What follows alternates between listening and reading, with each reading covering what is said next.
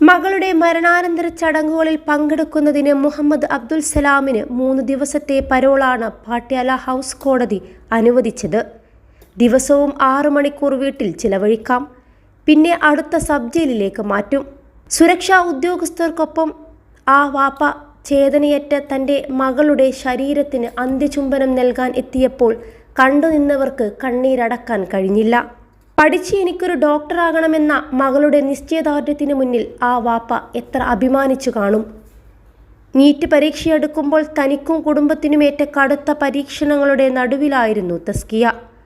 ആശുപത്രി കിടക്കയിൽ നിന്ന് ഡോക്ടർമാരുടെ അനുവാദം വാങ്ങി പരീക്ഷയ്ക്കിരുന്ന 3-ാം ശ്രമത്തിൽ ആഗ്രഹിച്ച പോലെ കോഴിക്കോട് തന്നെ മെഡിസിന് സീറ്റ് കിട്ടി.